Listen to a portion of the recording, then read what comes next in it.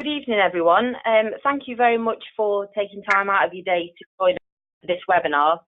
My name's Kate McKenzie, and I'm Knowledge Transfer Manager at AHDB Dairy. I'm excited to bring you tonight's webinar with Noel Gowen, and it's going to be in relation to reseeding as a spin-off from his recent meetings that he's doing for us, titled Grow More, Graze More, Earn More. So Noel is a grazing management consultant at Graze Dairy Solutions. He's a UCD agriculture graduate who completed a PhD at Moore Park Research Centre and specialised in grazing systems and ryegrass variety comparisons. Noel's been offering grassland management advice to UK farmers since 2010 and encompassing all systems from block calving grass-based to high inputs all year round grazing systems. So tonight's webinar is a popular one. We've had over 160 registrations from dairy farmers, vets, nutritionists, consultants and researchers from across the UK. And Noel's going to run through his presentation, which will take about half an hour. And then at the end, there's going to be time for questions and comments. So everybody's going to be muted throughout the webinar, but if anybody would like to ask a question, then please type your question into the box on the side of your screen, and I'll be able to Noel for your questions at the end of the presentation. And we'll aim to finish up within the hour, so we'll have to call it at 12:00, but we'll fit in as many questions as we can after it's been done. So to keep the webinar running as smooth as possible, we will hopefully not have any technical difficulties this evening, but we'll try to keep these to a minimum. So without further delay, I'm very happy to introduce Noel. So thank you very much, Noel. If you'd like to just tell us a little bit about what you'll be covering this evening and just a bit of introduction to yourself, please. Okay, thanks, Kate. Yeah, so as again, to just introduce myself, my name is Noel Gowen. The company that I'm representing here is Graze, an Irish-based company.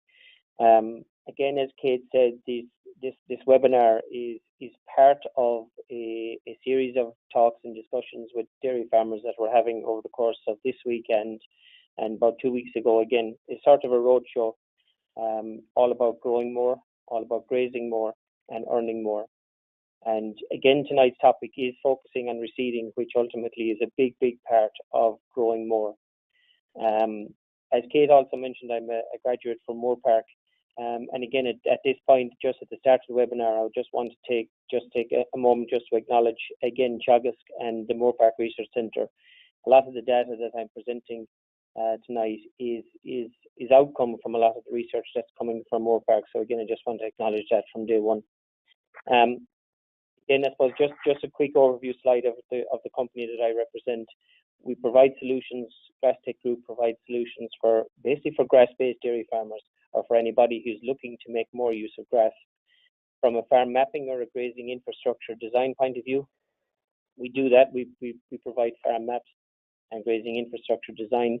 We have a team of people doing farmyard design and farmyard survey in either new dairy setups or maybe herds and expansion. A big part of what we do is livestock sourcing service. Again, we're the largest exporters of dairy stock from Ireland to the UK. And we've also now have a newly appointed person, Grace Edwards, in the UK for UK to UK sales also. We're involved in dairy product sales as well, like grass measuring equipment and a lot of farm wear, for example, parlour clothing and so on, and rainwear and so on. The final point there, as you see on the screen, is grassland consultancy, and that is really it's a consultancy service that is solely focused on getting farmers in general and dairy farmers making the most use of grass. Okay, that's us, and I suppose that's the reason why I'm talking tonight is encompassed in that grassland consultancy part. So again, the topic for this webinar is all around reseeding. So I think at the start we need to just try to ask the question and understand why we reseed, or equally, what is the need to reseed. Again, the fundamental reason is to grow as much grass as possible. Okay, that is definitely one of the benefits of reseeding in itself. Secondly, then to that is to improve the quality and the digestibility of the sward. Okay. We know enough from research in general to be able to say that perennial ryegrass, we want a perennial ryegrass dominant sward. It is effectively the species of grass that is going to give us probably the highest yield and high quality and digestibility all encompassed in together. We know there are other species who will probably give us higher yield, but in the context of a grazing sward, maybe fall down in terms of quality or digestibility. And so it is perennial ryegrass that we want to be reseeding into our swards in general, for grazing systems at least. The reason being we want perennial ryegrass dominant sward is that, again, from research, we know that you get approximately an extra 3 tons of dry matter per hectare in a reseeded sward, or a sward that has a high quantity of perennial ryegrass compared to all permanent pasture. Okay. The other reason is that, again, perennial ryegrass is up to almost 25% more responsive to nitrogen than old pasture. Okay. The bottom line then, the thing about it is, I suppose, is that reseeding costs money. And how do we recoup the costs of reseeding? What is the ultimate benefit that we get from growing more grass? And really the benefit is down in the next point there. It allows us to increase the tons of grass utilized. Okay. In the main, that's through our ability then to carry a higher stocking rate. Okay. So if we have a profitable system, for example, with 100 cows, but then if we can grow more grass and utilize more, it may allow us then to carry, for example, maybe 110, 120, 130 cows. So again, it's the ability to carry a higher stocking rate on hopefully what is an already profitable system. And as I said earlier, again, it's the ability to increase the tons of grass utilized. We know in terms of a key performance indicator, tons utilized is a very strong link to profit. It's strongly linked to profit. Okay. So again, just to, I suppose that hopefully that slide has kind of set the scene and given enough reasons why we need to reseed. And of course, the rest of the webinar will go into how maybe the best techniques of doing it and varieties and so on. But again, just to give an example or a case example of how it has worked at farm level. So this is Irish data, and again, I've no doubt similar examples are available for farms in the UK as well. Noel, sorry, it's Kate. It's a little bit muffled, the sound. I wondered if you might be able to just pop your phone, if it's on loudspeaker, just to set it to handset if it's not too much of a trouble. It might be a bit clearer for people. Okay, can you hear me? I'm not sure whether Kate, I can't hear you at the moment now. There's nothing coming through here, James, in terms of being on speaker or not. Okay. Kate, you're back on. Carry on. There. I couldn't hear you there when I came off a speaker, so I don't know whether that was working or not. That's much better now. So sorry to have interrupted, but that's much clearer. Carry on. Okay. So again, just you can see here on the left-hand side, we have an example of a farm in 2003 who was growing on average just under 12 tons, 11.6 tons. Okay. Now, equally, you can see here there's a range in the production in terms of tons grown on the paddocks. Some of them growing 13 and a half tons, but equally some paddocks down here then growing only about 10 tons. Okay. So straight away there was a range there to work with. The question has to be asked as to why these lower performing paddocks down here were producing so little. And an evaluation of the swards found that again that the species in the sward, the amount of old permanent pasture in these paddocks was a lot higher, and the amount of perennial ryegrass was low. So over the course of the next probably 3 to 4 years on this farm, he incorporated a slightly higher. The typical advice would be to go with probably 10% reseeding per year.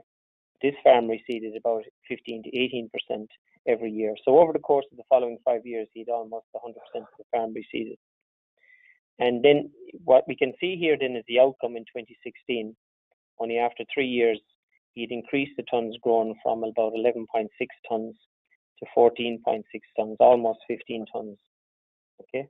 with very little range in between the paddocks. So again, he had brought the poorest performing paddocks up from a very low level, from a relatively low level, up to probably somewhere around the 14.5, almost 15 tons, with the top producing paddocks in just under 17 tons. So the bottom line for this particular farm was an extra, like what we said earlier on, an extra 3 tons of dry matter per hectare in terms of growth. Again, there's no doubt that the reseeding from 2013 to 2016, that cost money. But it meant he was able to utilize an extra 2 tons of dry matter per hectare. And again, we know from research that extra 2 tons of dry matter utilized is strongly linked to profit, with on average about every extra ton that you utilize, allowing for extra profit per hectare of, depending on which data set you use, it could be about 180 pounds up to about 230 pounds per hectare of extra profit for every ton you utilize. And so here was an example of a farmer increasing tons grown, increasing tons utilized, and then increasing the amount of money that was in his pocket. He was earning more because of it, which again I think really encompasses the topic of growing more, grazing more, and earning more. Okay, so before we go on any further, I suppose it's important for us to understand the link between the grass growth curve and the grass demand curve. Okay, so and really this graph, this schematic that you see in front of you here, tries to explain that. So the bars, I think that hopefully they're coming across as kind of purple colored bars. They represent a typical growth curve on a farm. Okay, so you have very little growth in January, February, increasing growth through March and April, peaking growth in May and June, and then kind of dropping off during the midsummer, and again then dropping off later on in the autumn time again. So that's a typical growth curve for a farm. Okay. These other lines here then represent different types of systems that you would be in. So the green is a spring calving herd. The yellow is an autumn calving herd, and the blue then is an all-year-round calving herd. And these represent the demand that's on the farm. So kgs of dry matter per hectare per day that are being eaten off the farm. And again, the growth then is kgs dry matter per hectare per day, which is being grown on the farm. Okay.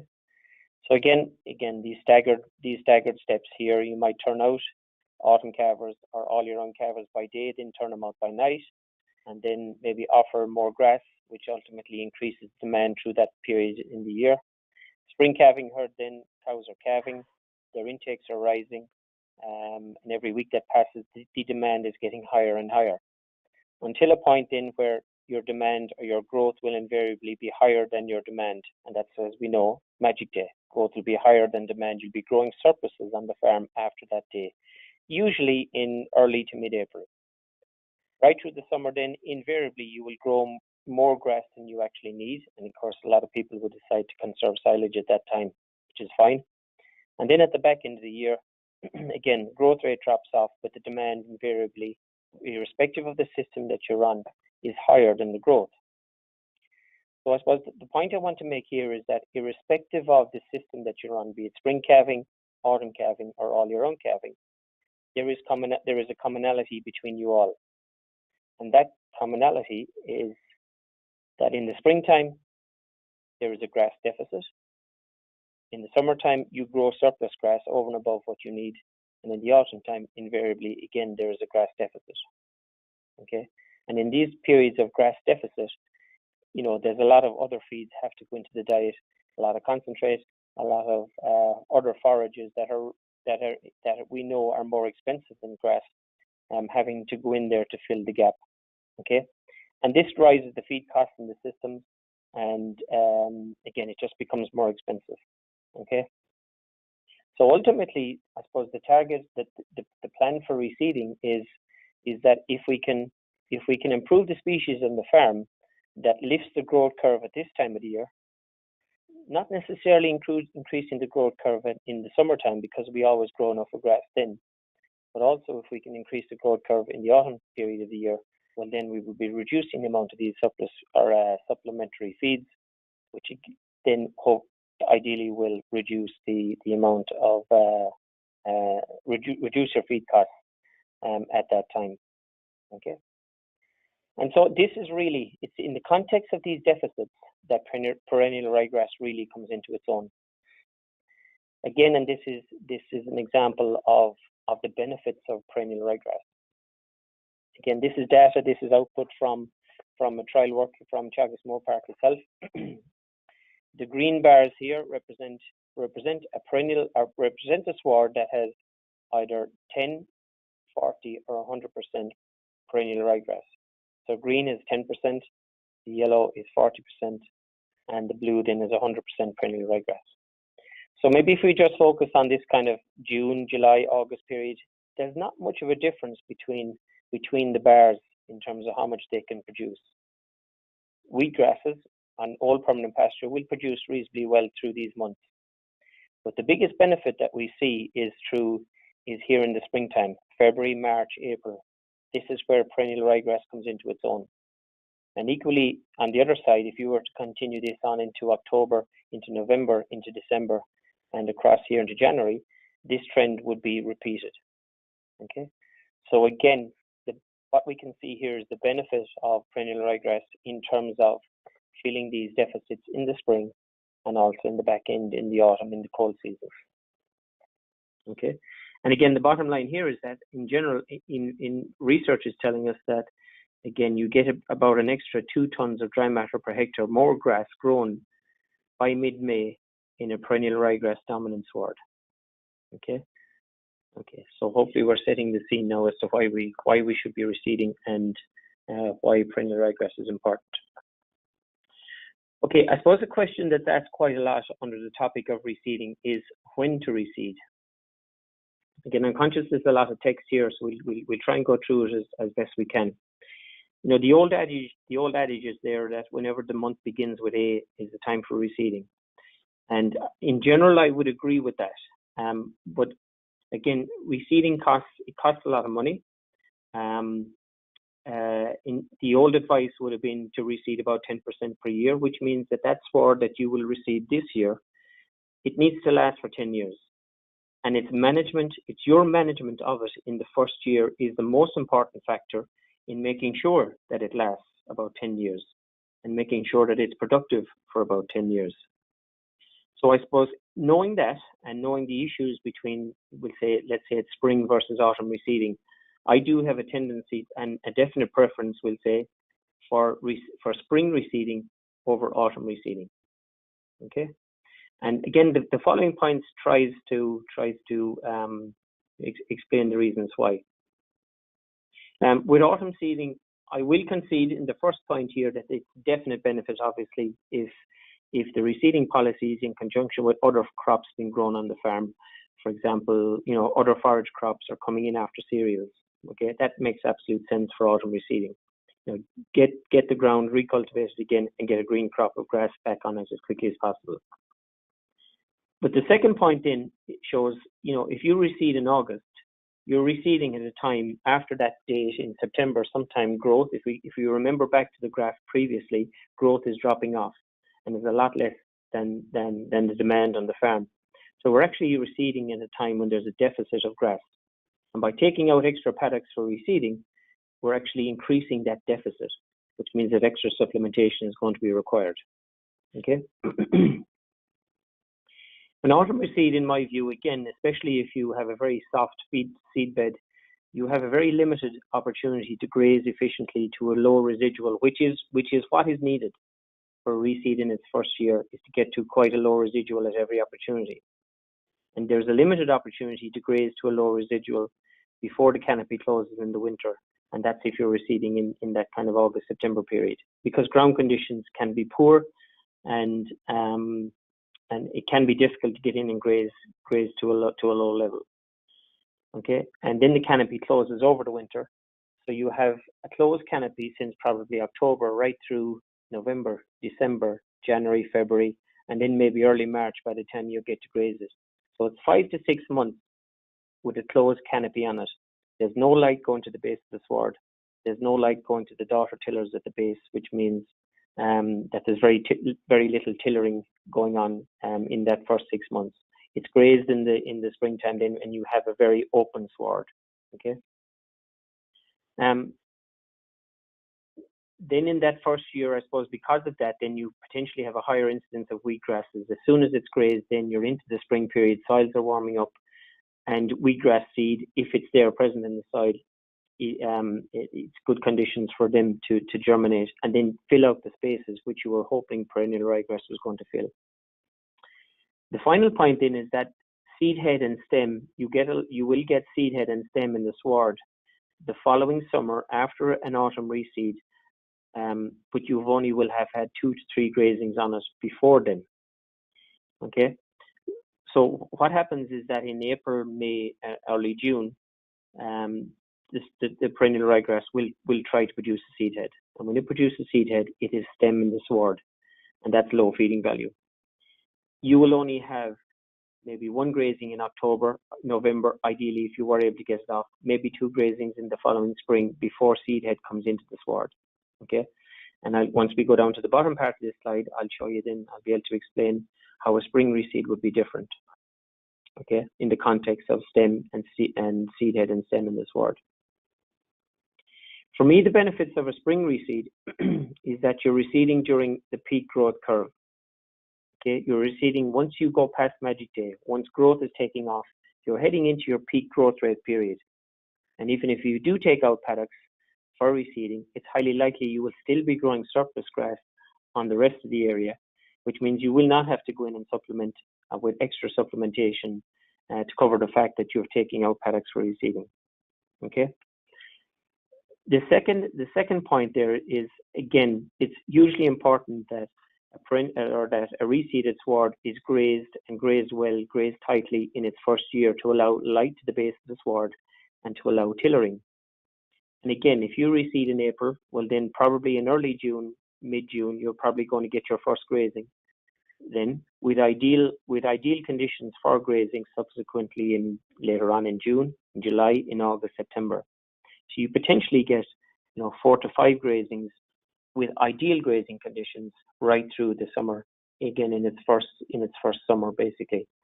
Again, continuously then light getting to the base of the sward, allowing daughter tillers to grow on and fill in the gaps, which leads to a much more tillers in the sward, and again better ground cover with ryegrass, not other wheatgrasses.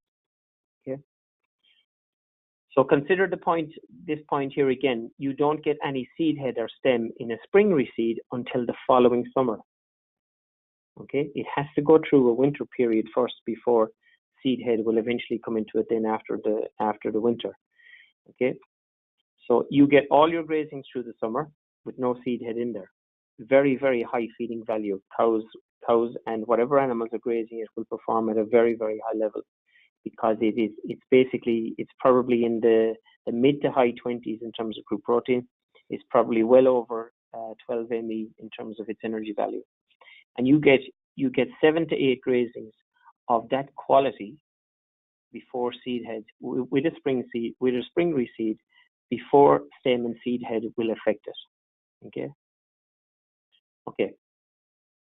So I suppose that's me coming off the fence with a definite plumb towards spring reseeding. So hopefully there may be some questions on that later on. Okay. Whether it's a spring or whether it's an autumn reseed, I suppose the important thing is that you're ready. Okay.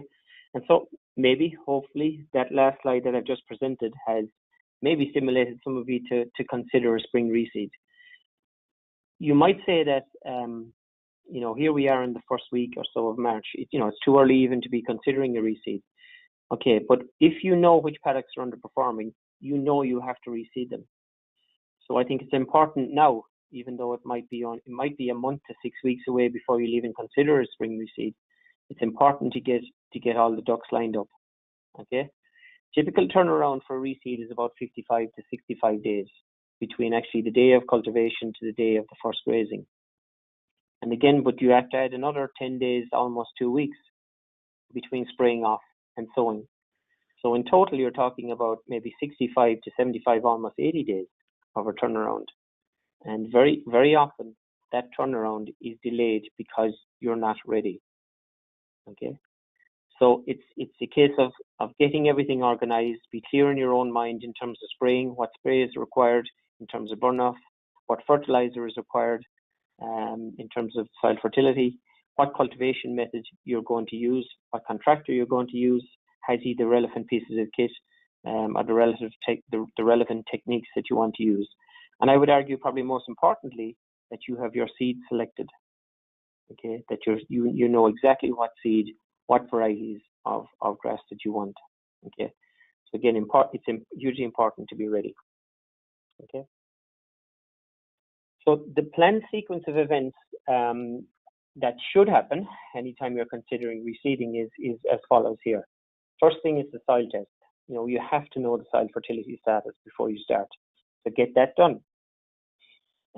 Again, you're spraying off the old sward in general, especially if it's an old permanent pasture. There is a definite need to spray off the old sward. Next, you're grazing it tightly, or you're mowing off as much of the material of that sprayed off sward as possible. Next thing is to apply lime if it needs it. You're cultivating to a fine, firm, level seed bed and sowing. That's the next sequence of events. Fertilize then at the time of sowing also, and then rolling. So that is the typical sequence of events for any reseed. Okay. So let's look at the first one, all around soil test and soil fertility. Okay, so again, as I said, you need to know, it is an absolute must to know the soil status and the soil fertility status before you begin. We want pH is critically important. So we want a pH somewhere between 6 and 6.5, ideally on typical mineral soils. It can be, if you have a peaty acidic soil, in general, it can be slightly lower than that, somewhere between 5.5 and 6. But in general, for most soils, it needs to be at 6 to 6.5 pH. Okay. Again, you know, trust your soil indexes, trust the soil test. We need a minimum soil index of somewhere between of the index system of 2 to 3 and the UK system. Again, we would prefer in Ireland our index system to have it somewhere between 3 and 4 for the Irish system. But for UK soil index system, you know, your soil indexes for P and K, they need to be at index 2 or 3 for reseeding. Okay. An essential element that's needed is phosphorus. It is probably the most essential element, I would argue, in the context of reseed, in the context of root development. Okay, and so again, trust the soil analysis, and get it up to that index system, or get it up to the preferred index. Nitrogen, as you see, I've written there, nitrogen weight for green cover. A lot of people would spread probably nitrogen, an NPK compound at the time of sowing. I would have a preference, if at all possible, to spread just to get your lime right, obviously. Next, to spread your P and your K in a compound at the time of sowing. But I would probably have a preference then for spreading your nitrogen as soon as there's a green material there, as soon as there's a little bit of a green cover there that's able to take up the nitrogen. Nitrogen invariably in the soils are negatively charged, so and soils are negatively charged also, which means they're easily leached. If there's no green material to take up the nitrogen and you get very heavy rain, well then that nitrogen could be lost. So I just have a preference to wait for some green material there that's able to take up the nitrogen that you spread. Again, I suppose the table below shows typical application rates for a reseed depending on the index.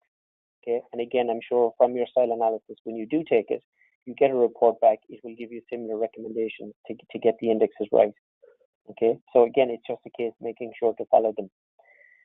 The other thing, of course, don't forget the value of slurry, and the value of slurry in terms of replacing some of the chemical fertilizer that may be required. Typical values for agitated slurry would be at about 1,000 gallons per acre, equates to, as I call it, 10, 6, 30 units per acre, 10 nitrogen, 6 phosphorus, and about 30 units of potassium per acre. Again, our equivalent there in terms of kilos per hectare. You're probably not getting, you're only probably getting maybe anywhere between 3 and 5 of the units of nitrogen with slurry. But again, it is a very, very strong and a very reliable source of P and K. So whatever you spread, invariably you are getting the use of. I can just get the mouse going here again. You are making use of that 6 units of phosphorus and about 30 units of K. And as I said, you're only getting probably 4 to 5 at best of the 10 units that would be spread as nitrogen in soil. Okay. Next question then to ask yourself is the method of cultivation. Again, there are many different methods available, and the ultimate objective is to try to cultivate, to create this fine fern level seed bed. We want as much seed soil contact as possible. And that's again, it's essential to actually stimulate germination in itself. Again, for root structure and for the plant to be able to absorb nutrients once it germinates, and for the root to be able to absorb from the soil itself. And if you get a fine fern and level seed bed, well, then you've done your job in that regard. The table that you see there, or the graph that you see there, is some data from Moorpark, which compared different cultivation techniques against subsequent grass production in a reseeded sward. So again, look, obviously there you have ploughing on the left. So that's ploughing with leveling, with maybe 2 or 3 passes with a cultivation device like a rotavator or so, again to try to get this fine, firm, level seed bed. Disking then, or the disc column is actually disking with subsequently then with a 1-pass system coming along, which is one pass of the cultivation, and so on then, basically like with a corn drill. Okay. 1 pass then was basically again an old permanent pasture with just one pass of effectively a corn drill. Okay. And then direct drill again was kind of self-explanatory, was direct drilling without any cultivation. So it's like slot seeding or direct drilling into an old permanent pasture. So again, there's an example of probably 4 techniques that could be used. Relative to the ploughing, I suppose the direct drill and the 1 pass without the disking had less production from subsequently in the subsequent years in terms of the establishment of the sward and subsequent dry matter production. What performed equally as well to ploughing with multiple passes was disking first, the old permanent pasture, and then again, just to emphasize, this column here is disking the old permanent pasture, and then following with a 1 pass. And again, that was by far was just as good as reseeding the ploughing. Okay. Again, maybe to come off the fence a little bit, I like the idea of disking with the 1 pass. It's done fairly quickly. Disking can be done quite quickly, and again, a 1 pass then afterwards. I have definite preference then to keep the coulters high if you are sowing with a 1 pass device. It allows for scattering the seed instead of sowing it in lines. And again, where you have a scattering seed, you tend to have probably a higher tillering capacity and better ground cover subsequently than compared to sowing it in lines. Okay. So what's next? I'm just going on the next page. Choosing the right grasses. Okay. Again, the nice thing about it is there's a huge selection available to you. So we've already gone through perennial ryegrass, the benefits of it. We haven't spoken yet about Italian ryegrass, hybrids, Timothy, Coxfoot. Again, there is a considerable choice available to you. Again, I would have a preference for perennial ryegrass, to have perennial ryegrass dominant swards. But those others, hybrids and Italians, probably they do have a role, probably more in silage swards, not so much in intensive grazing swards. As I said, there's a lot of information available through either NIAB lists or BGS lists. Again, in Ireland, there's a recently developed pasture profit index, which is a kind of an index system for ranking varieties according to their economic value.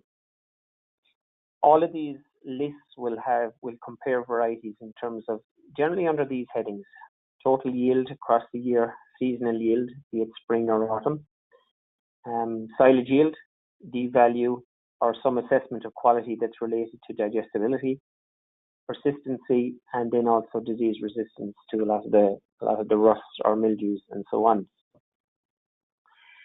Okay, so again, that's one thing, that there's a lot of choice. Okay, and varieties are compared in a lot of headings.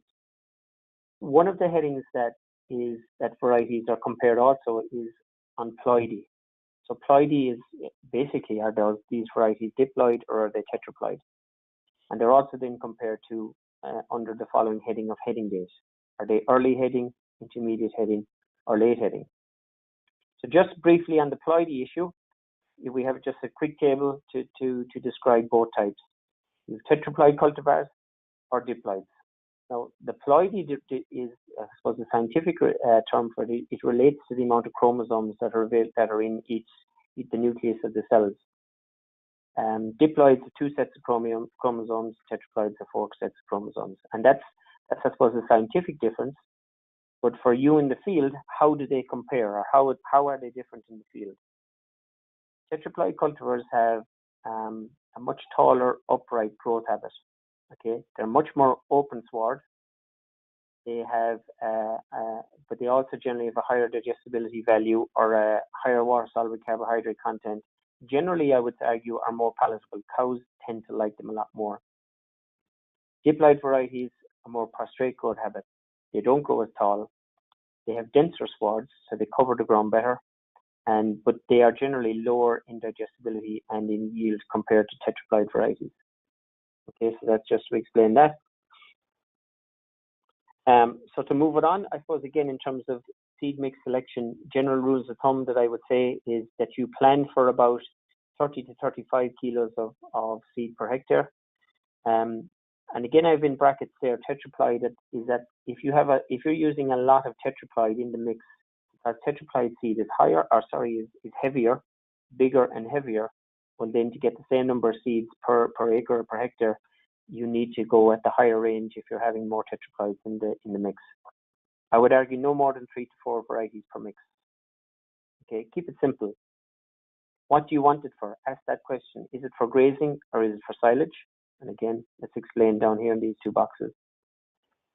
But ultimately, we want you to take control of the selection process. Okay, look at the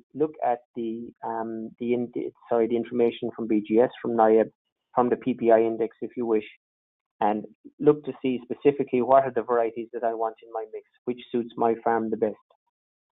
Probably under these two, let's say these 2, I suppose, conditions down here as well.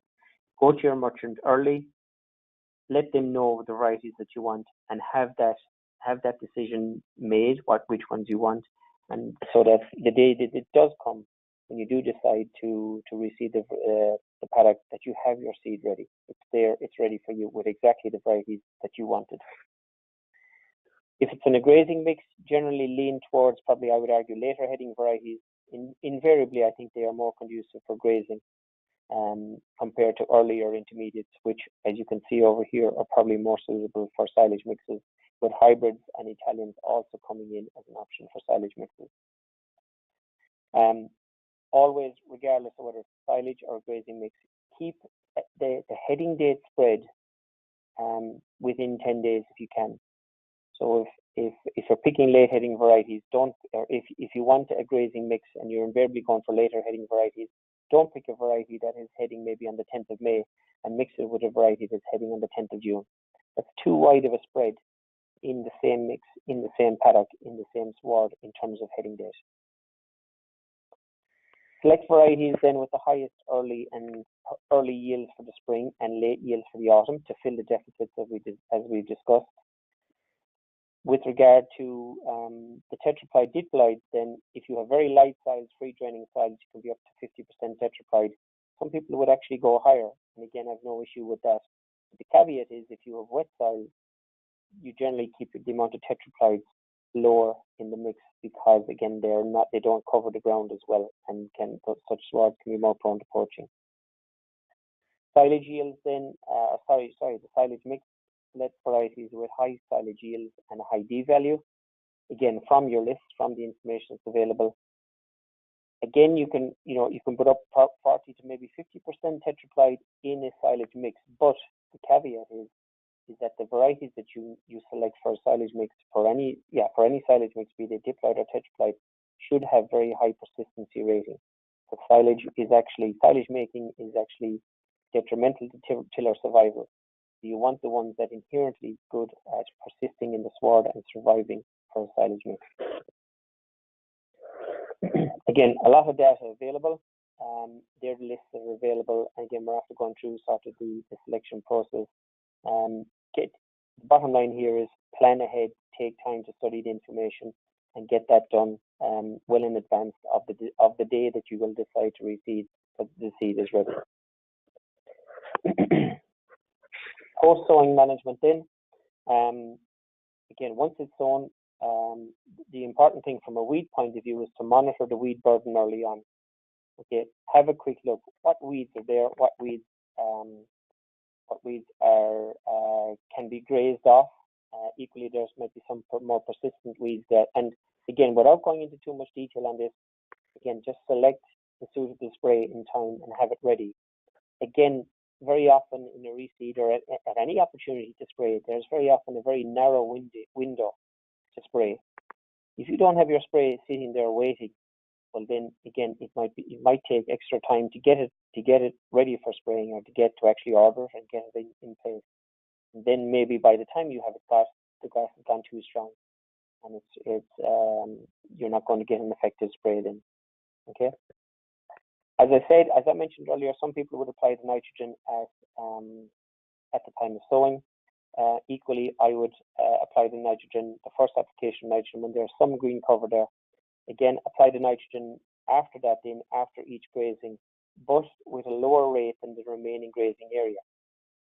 So, for example, if you're spreading 30 units of nitrogen or 35 kilos of nitrogen per hectare on the remaining grazing area, well, then I would argue you should be only spreading 2/3 of that rate on a reseed. Reseeds, what we know is that reseeds have a kind of propensity to hold the nitrogen in the leaf itself, which, if there's high levels of nitrogen, it actually makes it less palatable. Now, ultimately, we want the cows grazing these swards very well, certainly down to 3.5 centimeters. But if you have a high nitrogen content reseed, they won't like it. They may reject it, and you're not going to get your residuals down in that instance. We know they're probably 25% more responsive to the nitrogen anyway, so that can allow you to go with a lower rate. Okay. Second last point then, certainly in the first year, or really, I suppose, at any time, no poaching, no pugging. You have to protect that sward in its first year, especially. And again, where you poach it, it causes tiller death, it causes the sward to be opened up again, and again, it allows wheat grasses back in. Reseeds can be grazed by cows, can be grazed by young stock, can be grazed by calves, can be grazed by sheep also. Again, be careful of grazing with sheep again, because of the potential of that last point there in terms of overgrazing, especially if before the first winter. Sheep again will graze it down to almost floor level, and if you have an active growing reseed heading into a winter, the growing point is exposed from a very tight grazing, and if you get a very heavy frost, then if you're getting -5, -6, -10s even potentially in some winters, the growing point is exposed, and that can cause actually the sward to be killed off, because of the frost affecting the growing point. Okay, last slide. Again, this post-sowing management, the management in the first year, again, most importantly, I would argue, revolves around how you graze it. Okay, this is key to a successful reseed establishment. Okay, the first grazing should be taken off when the grass is at a cover of somewhere between 2,200 and 2,500. Okay, as soon as it's up to 2.2, 2.3, 2.4, which is generally is about somewhere between 6 to 7 centimeters high, and you can make sure that there's no root pull.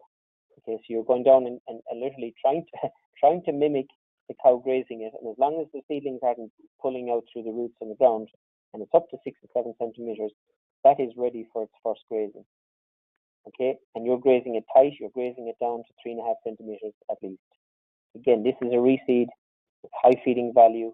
It's very high ME, high crude protein. Cows or grazing stock will be very happy to graze it down to that level. Okay, that allows light, as I said earlier, down to the base of the sward, down to these daughter tillers, which are then allowed to grow on. Okay, the subsequent grazing then, when the sward is back up to somewhere within this range, 2.5 to 2.9 kgs dry matter per hectare. And again, every opportunity we have, we're grazing it to 3.5 to 4 centimeters. Again, to allow light to new daughter tillers that are coming in at the base of the sward to get them to grow on. Ideally, in its first year, never let a heavy cover build in its first year. Again, because these guys are shaded out, these daughter tillers are shaded out. Be prepared to run a shorter rotation length with reseeds. Reseeds, they're vigorous in their first year. They will be back up to a cover of 2.5, 2.6, 2.7, 2.8. They potentially could be back up to that cover within a 15 to 16 day period after the previous grazing. So be prepared for it. Again, you may have to skip forward on your rotation sequence to get control of your reseeds. Again, to allow you to graze down to 3.5 to 4 centimeters. Our ultimate target is to try to get preferably over 6,000 tillers per meter squared in the established sward in a reseed. Okay, so when you consider, you start off, when you cultivate the soil, you have brown piece of ground after cultivation. Seed has dropped there, and one shoot will germinate from each seed, and it's your management then, how you manage it in the first year will ultimately, over the period of that first year, mean that will be dominated by perennial ryegrass right across that brown ground, with the intention of having over 6,000 tillers, as I said, per meter squared. Once you have this sort of ground cover with perennial ryegrass, then it's competition for weeds, it's competition for weed grasses. Okay, and they're less likely to be prevalent in the sward because of that. Ultimately, it is this management in the first year that I will argue will set the sward up for a long and productive life. Okay, until it has to be reseeded again. So I think that's the last slide. Again, that's us. That's GrazeTech Group. That's our website. If anybody wants to have a look to see what we do and who we are and so on. So again, thanks for listening. It's back over to you, Kate. Maybe there's some questions or queries that have come through. Okay, that's brilliant. Thank you very much, Noel. Just to let people know that the presentation, this webinar has been recorded, and the link will be sent out to everybody that's listened in this evening just to watch back. We'll also send out a copy of the slides if you'd like to go back onto any of the information. And there will be links in there to the recommended grass and clover list, which is available to people either as a printed publication or the online version, and also our Healthy Grassland Soils pocketbook, which is another really good resource looking at different methods of surface assessments and cultivation. So that'll be sent out to everybody. Okay, so Noel, we've got a few questions that have come through. Can you hear me okay? I can hear you perfect, Kate, yeah. Okie doke. So first question's from Michael, and he says that Chagger's advice is to aim for 10 kilograms of dry matter utilised for every kilogram of milk solids. Do you think that this target is relevant for the UK, as solids are being more rewarded by UK milk buyers? I suppose I'm not familiar with the actual advice that Michael is quoting there. I think the bottom line, whichever KPI you decide to use, be it utilisation or be it milk from forage, the bottom line is that as much of the energy that's been required by the herd in general is supplied by Graze grass. And that, to me, that energy requirement can be in the form of litres, or can be in the form of kilos of milk solids. And that's really down to the milk contract that you're on. If you're supplying a liquid milk contract, well then it's the amount of litres that you can produce from Graze grass. It's the amount of that energy required in the form of litres going out the gate is supplied by Graze grass. And the exact same applies for whether it's kilos of milk solids that you're supplying. If you're supplying a cheese contract, well then you're more interested in milk solids. The important thing is how much of that energy that is being required, be it milk or milk solids, is supplied by Graze grass. So I suppose he made reference to the amount of, I think it was the amount of kilos of milk solids. Actually, I'm forgetting what the quote was in terms of what the advice was, but hopefully we're getting the point across. Regardless whether it's litres or whether it's milk solids, it was 10 to 1 to utilised dry matter, 1 kilo of milk solids, and it was mentioned at Positive Farmers Conference this year. Right. Again, I suppose I'm not familiar with the piece of research that is coming up with that recommendation, but again, it is down to really how much of that energy that is going out the gate in terms of litres or milk solids is supplied by Graze grass, because by far Graze grass is probably, it's 2.5 times cheaper than most of the forages that are out there. It's anywhere between 3 and 5 times cheaper than the concentrates that are out there. Okay, so that it's easy to see then where the emphasis is in terms of if you have enough of grass to feed your cows through your grass measurements. If your grass measurements are telling you that you have enough of grass to feed your cows, high intakes of grass, 16, 17 kilos per cow per day, well then that is the priority to feed that. If their intake requirement is higher than that again, well then other feeds do have to come in. Okay. Okay, we'll move on to the next question because we've got less than 10 minutes left and we've got a few to go through. So next one is from Jimmy, and he asks, could you elaborate a bit more on grazing spring reseeds with no rooting or suffering from a moisture deficit? No rooting. Okay. Yeah. I suppose again when I put out the suggestion for a spring reseed over an autumn reseed, I suppose the counter argument that comes against me will say by farmers in general is that the spring reseed how it performs in its first summer if you're hit with a drought. I suppose in all my time being involved in this area, I've only yet seen once where a reseed has failed because of a drought type scenario on a very, very light sandy soil. Okay. So again, I'm not sure whether that is a genuine case. There's there's other people that have experienced it, but in general, I'm not sure that is the case. Again, just repeat the question again, Kate, if you can. Okay, we'll have to go on to the next question fairly soonish. In grazing spring reseeds, could you talk a bit more about them if they have no rooting or they're suffering from a moisture deficit? Well, okay, I suppose if no rooting, again, you don't graze them. You do not graze them if you go down your hands and knees and just check it. If try to mimic the cow grazing, you're not pulling it straight up. You're trying to tear it like a cow would tear it out.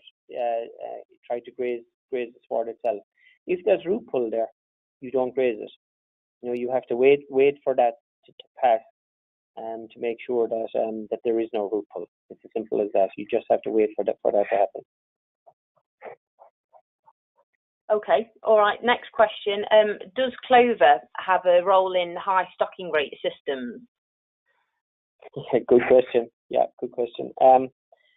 I suppose, look, historically, and for those people who know me who probably asked a similar question of me, I'm not a huge fan of clover, but I have to open my mind more to it. Again, if you go back to, and again, I don't know whether people can still see the screen. I suppose this graph that's up there now on the screen is probably the main reason why I'm not a huge fan of clover in a highly stocked system, because in a highly stocked system, these demand lines are higher because you've more cows. Okay, these demand lines are higher, and that means that the deficit is less. Or sorry, the deficit is more. Your demand is higher, your growth hasn't changed. And if you have a high clover system, if you have a lot of clover in the sward, clover won't start really growing until soil temperatures of 10 degrees. So it isn't going to really start kicking off growth until here in this probably early to, really from now on. It's not supplying anything in the February period because soil temperatures are too low. And it's because of that, it's creating more of a deficit. And then generally then that means more supplementation, especially at a high stocking rate. And it's bringing more costs in.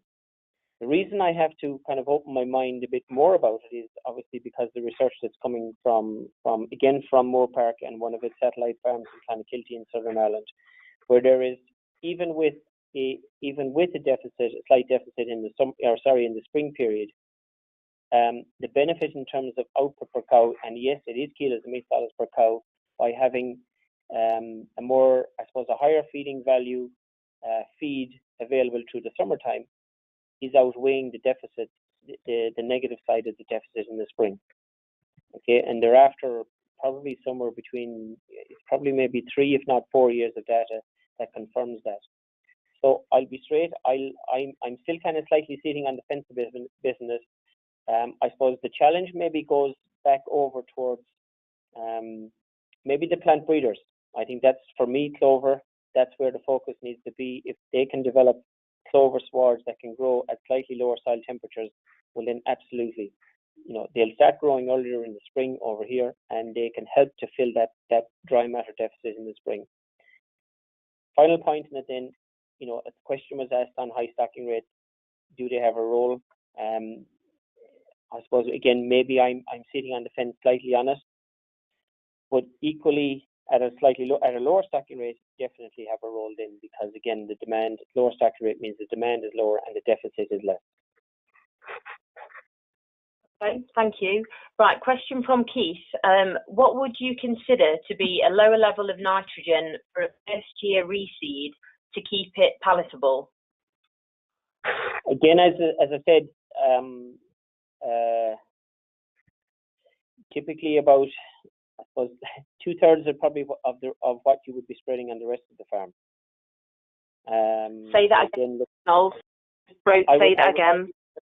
I would argue about probably 2/3 to 3/4 of what you would be spreading on the rest of the farm. Okay. Okay.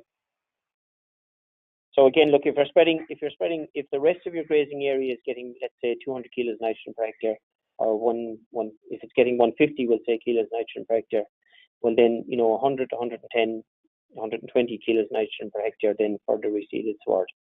Again, we just want to try to keep it as palatable as possible, and we do know it's more responsive to fertilizer anyway, so to nitrogen.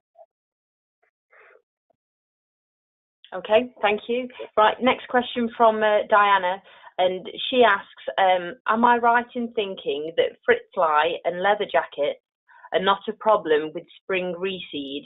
What precautions could you use for an autumn reseed? Again, I suppose slightly out of the comfort zone here in this, for the simple reason is that we have very little incidence of both of those in Ireland. I suppose with flit fry, I'm just referring to some notes here that I have on it. With flit fly, one option would be to leave the ground unsown for about maybe anywhere between 4 and 6 weeks after ploughing. Now that may not be that practical, to be honest. That's one option. With the leather jacket, then I suppose rolling very heavy rolling possibly would help to address some of the leather jacket issues. Again, it's not an area, I'll be honest, myself personally, that I have a lot of experience in, because we don't particularly have issues with those, with either flit fly or leather jackets in Ireland. Again, so I suppose I'll pass on that one, Kate, if I'm allowed to. Okay. All right, no problem. I suppose the other thing is that a lot depends with those bugs. A lot depends on whether you're going into really, really old permanent pasture or not. Okay. Again, a very old permanent pasture, there will be residual bugs, residual larvae there, and a lot of the flit fly, and so will come from that. I suppose direct drilling, then, if you have a very old permanent pasture, well then, fair enough, you might burn off the old permanent pasture and direct drill, but again, you've left a canopy there for the likes of the flit fly to flourish in. So I definitely would avoid the likes of direct drilling in terms of the flit fly argument anyway. Okay. Okay, all right, thanks. Right, we're going to have to quickly rattle through these last ones now because it's 8 o'clock. So how long between spraying off and drilling when doing a grass-to-grass reseed? Again, I suppose it's once you're sure the sward is dead, it's burnt off. Generally, I suppose, look, some people would go in after 10 days, after 7 days. Generally, probably 10 days after burning off to go in and start cultivating. Okie doke. Sorry, just say that again, Noel. Just what did your last sentence? So again, I would say probably anywhere between 7 and 10 days. Again, it's just to be sure that the sward has been burnt off, that you have got an effective kill in the sward that's on the old permanent pasture. So, look, generally, some people would go in after probably about 7 days. 7 to 10 days, anywhere in that range. And if it's all burnt off, if there's no green material left, well then you've got a very good kill. Again, the other thing, if it's you'd like to wait as long as possible, again, to make sure if you've had a lot of docks in the infestation or in the old permanent sward, again, probably the longer you can wait, so to making sure that those docks have taken up that spray and that it's gone down to as deep into the root as possible to make sure you get a good kill on it. Okay, great, thank you. Right, second to last question, and this one's from Kate. What would you recommend as a percentage of farm reseeded per year to maximise stocking density, but to give a reseed time to pay back the initial cost? Okay, I suppose we looked into this ourselves a few years ago. Again, in terms of what percentage reseeding would be the ideal. My view is that the old advice of about 10% reseeding per year, in my view, probably allows you to stand still. Okay, so again, fair enough, you're reseeding. The 10% of the sward is performing very well in its first year. That is giving you extra growth in its first, second, third year. But then, like all swards, as they get older, their production begins to drop off. So at any point in time, yes, you're reseeding 10% of the sward, but there's 90% of the sward then that is dropping off every year. And if you just make some basic assumptions about what percentage drop off you get every year, and balance that against the benefit of 10% reseeding, effectively, I think one cancels out the other. So again, yes, you're reseeding, you're keeping your tons grown at probably a fairly constant level. Again, without probably increasing tons grown. Once you start moving that up into maybe higher levels of reseeding, maybe up to 13, 14, 15%. Once you're up to 15%, that's 1 year and 6. Okay, so there's a higher proportion giving you the extra benefit, and then you're reseeding again after 6 to 7 years, which means again you're rejuvenating again. So the rate of gains are much higher with the higher rate of reseeding. But of course, all of this depends on what's your starting level. Are you starting at 7 tons of grass grown per hectare? Well, then 10% reseeding will give you a considerable benefit. Okay, if you're already at 14 tons per hectare per year, 10% reseeding will probably just allow you to stand still at 14 tons. And again, once you're up at the high level, or once you're up to 14, 15, 16 tons or maybe higher, again, probably it's highly likely that you already have a perennial ryegrass dominant sward. And again, maybe to put the pressure back on the plant breeders, those farms that are already up at that level, we're dependent then on plant breeders coming up with new varieties every year. That's going to bring on the next level of production. Okay. The difficult thing with that is that it takes 10 to 12 years for a plant breeder to develop a new variety, to have that variety commercially available. So again, it doesn't happen overnight. But again, I think if the focus is on producing varieties that don't necessarily give us a huge amount of grass in the summer, but can lift the spring and the autumn growth, if plant breeders can do that, well then that will be serving the industry very well. I can't remember what's the last point of that question. Was something about cost. Kate, is that right? The last point of that question. Okie doke. Right, last question then. Thank you. So last question is from Mari, and they want to know the potential number of tillers per plant from PRG, HRG, and IRG. Would that be perennial ryegrass, Italian ryegrass, and HRG? Yeah, and to be honest, I don't know. I'll be straight. I don't know. Even though I spent a lot of time in Moorpark counting tillers, from one seed dropped, potentially how many tillers could come from it. It's not a question I can answer. I think it's safe to say that your perennial ryegrass, because of the nature of its growth habit and so on, be it tetraploid or diploid, will have a lot more tillers per seed dropped than Italian for sure, because Italians have such a tall, erect growth habit. They have a much lesser tillering propensity. And hybrids then would probably be somewhere in between. Like again, most of the hybrids are crosses between perennials and Italians, so they're likely to be somewhere in between. I can't give a figure exactly how many tillers per will come from every seed that's dropped. I would argue, again, so much that it depends on how well it's managed. Okay, all right, that's fine, Noel. Thank you. Well, we'll leave it there then now. I just want to say a big thank you for everybody who's been listening in this evening. It has been a really good turnout, and just want to say a big thank you, Noel, for all of your expertise and doing this webinar for us when you've got quite a busy schedule of meetings around the country with us as well. We're going to send out a recording of the webinar along with a few different resources and information that's available in course.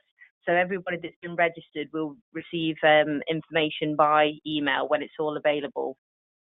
Keep an eye out for all of our forthcoming webinars that are going to be coming up, and they'll all be advertised on our events pages. And just thank you very much again. For any further questions or information that's needed, please don't hesitate to contact us. There's your local knowledge exchange manager, or you can contact us through head office as well. So thank you very much, Noel, and hopefully see you all again soon. Very good. Thanks, Kate. You're welcome. All the best. Thanks, Noel. Bye.